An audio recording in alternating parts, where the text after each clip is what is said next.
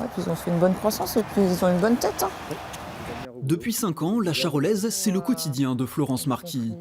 Directrice de l'organisme de sélection et du Herdbook qui garantit la qualité de la race.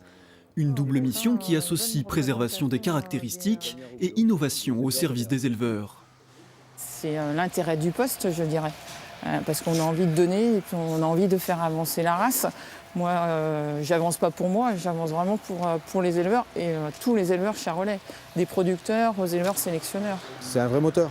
Enfin, Florence, pour ceux qui la côtoient, c'est quelqu'un qui est tellement dynamique, elle emmène une équipe derrière elle. Et on le voit aujourd'hui, ce qu'elle est en train de créer, ce mouvement de renouveau au HBC et ce mouvement tourné vers l'avenir, c'est vraiment insufflé par Florence.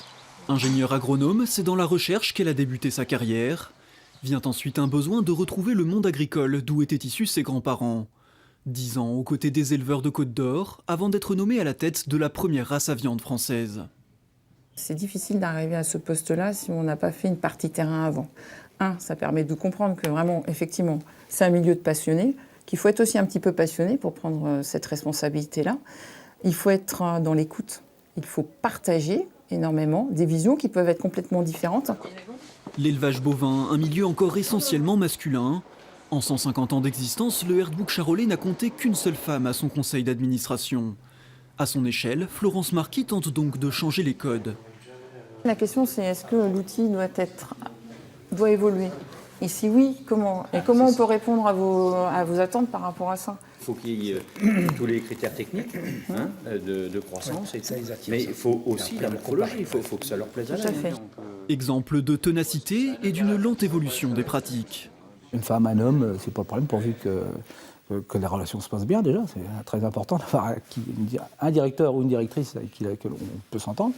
Non, c'est pas le problème, c'est la compétence qui est important. Il faut faire ses preuves, tout simplement. Donc c'est plus facile quand on a commencé dans le milieu et qu'on a 17 ans d'expérience. Forcément, on a fait sa place, on a démontré qu'on était bon.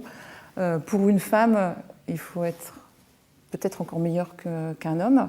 Mais l'important après, une fois qu'on a franchi ce cap-là, c'est surtout de rester soi-même, d'oser.